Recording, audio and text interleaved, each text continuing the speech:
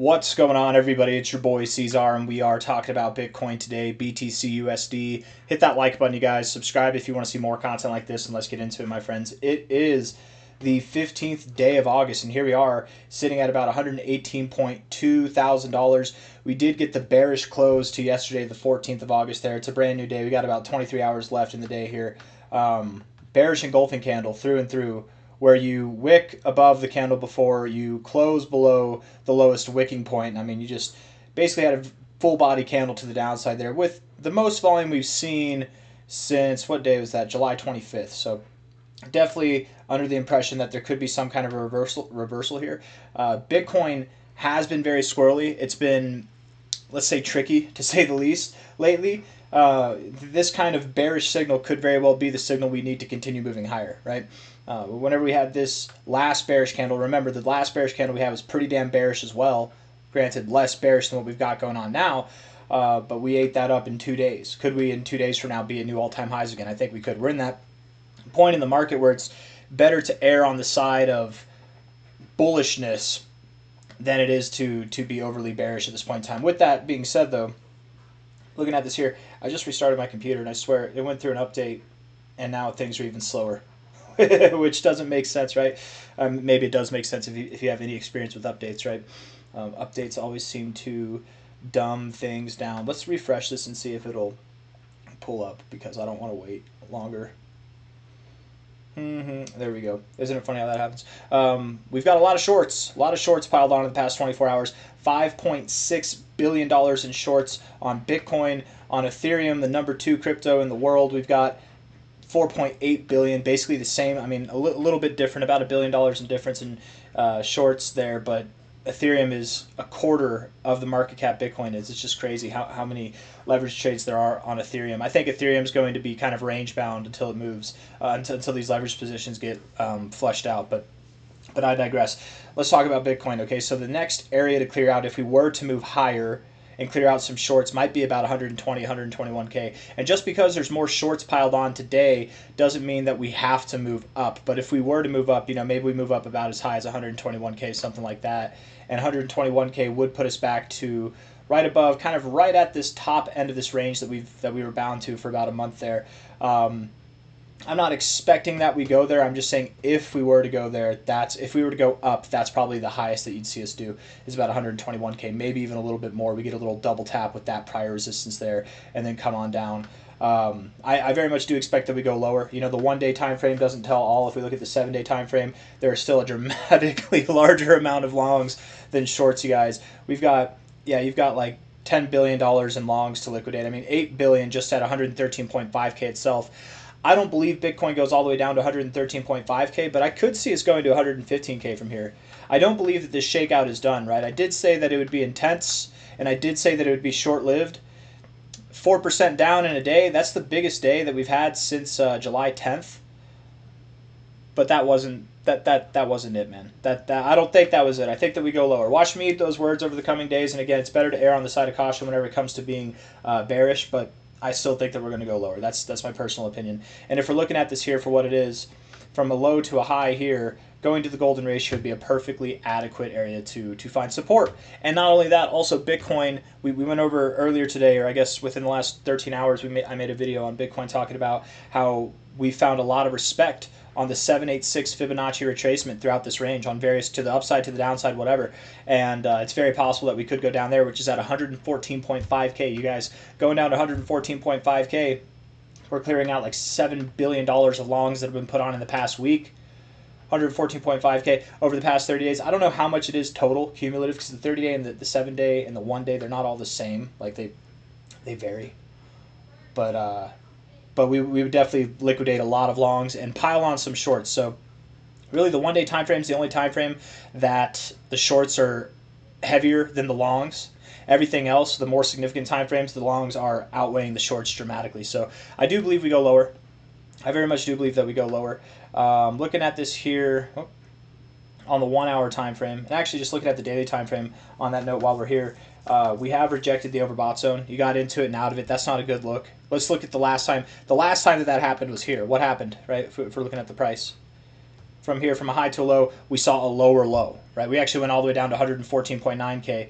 We were here at about 120K. It's less of a drop than what we're seeing now, but relative to these, to the relative strength index, relative to these moves here, it's smaller moves overall. We're dealing with bigger stuff here, so I think that we would continue lower. Maybe we go exactly to where that low was. I don't know.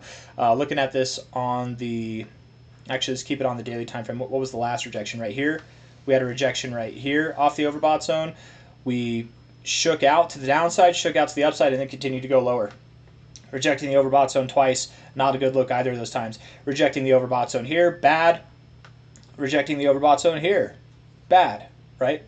Not too bad, nothing too crazy. It did last for like a day, and then the next day we kind of just wicked and found support, but you know, still not ideal to reject the overbought zone. Typically, it does not bode well for the price. I don't think this is going to be a long, drawn-out process. Again, I think that this is, it'll probably be over, I mean, sometime between the end of this week and sometime next week, we should be seeing this resolve, but I think we will go a little bit lower.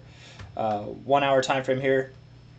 Looking at this on the RSI, we have gotten out of the oversold zone, got deep into it. I thought that we would move up a little bit more first, maybe find some resistance here and then come down, but it looks like we're rejecting or not finding too much strength outside the oversold area. I think that we will come down again, get a higher low, something like that, maybe even get a lower low, some kind of double bottom in the 1 hour time frame. So we should see today, I think, start off on a rather bearish note, but nothing too crazy. Right, we're at 118K right now. I'm thinking we'll find support around 116.5 to 115.5, somewhere in that area. Okay, find support at the golden ratio and then move up.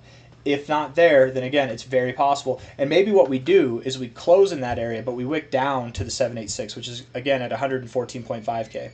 We could go lower. Of course, we could go lower, but I don't think that we will. I mean, hell, we stopped here. This was at our relative 886 from the overall prior all-time high to low. That was the relative 886 area. So we could, you know, tit for tat, go to 886 to 886. Let me show you what I'm talking about here, right? If we take this high here to this low here, we stopped right there at the 886. Sometimes you do that. If you go from this 886, you take your next retracement, you might go to that 886. Just super volatile moments like that.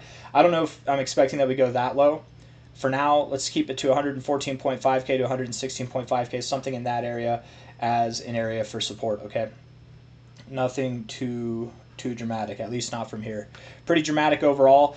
If I'm right, most of this move should have been done already, right? The downside movement's already done, and the intense part's over. The less intense part's going to happen, and it'll look less intense. It'll move down a little bit more methodically. It might take more time even, right? And smaller candles as a whole. Maybe it's more intense and we get some big wicks, but I would expect that however we bottom out here, if it's slowly, then we could have some candles that, you know, maybe look like this.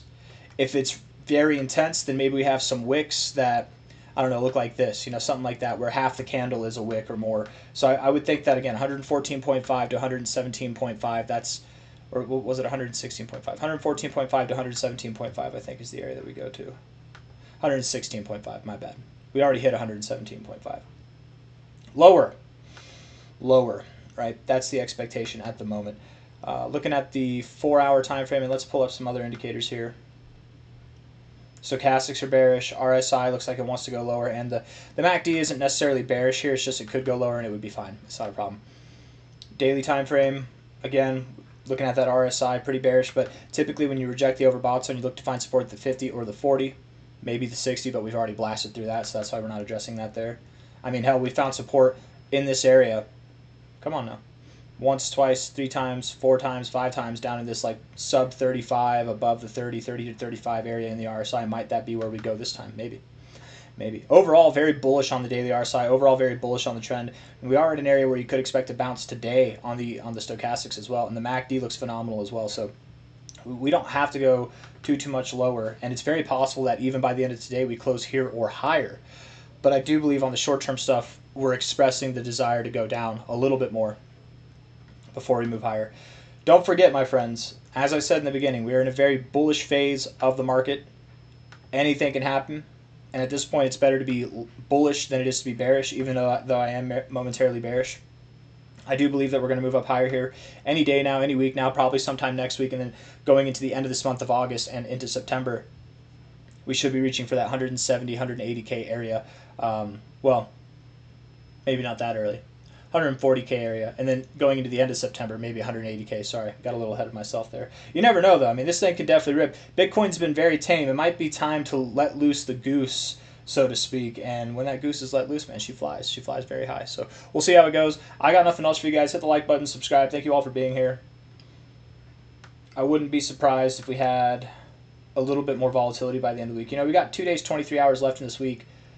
Watch us come down over like the next 2 days, and then Sunday we pump back and have like a neutral close on the week. I don't mind where we are on the weekly RSI. It's okay if we close this week red, but it would be more desirable, I suppose, to close it green. Watch us get that green close. I really wouldn't be surprised if we did all these bearish things and still close this week neutral or green. Had a week that looked something like, I don't know, like this week here or that week there, you know, so, something like that. You know. Anyways, nothing else. Hit the like button, subscribe. Thank you all. Take care of yourselves. Bye-bye.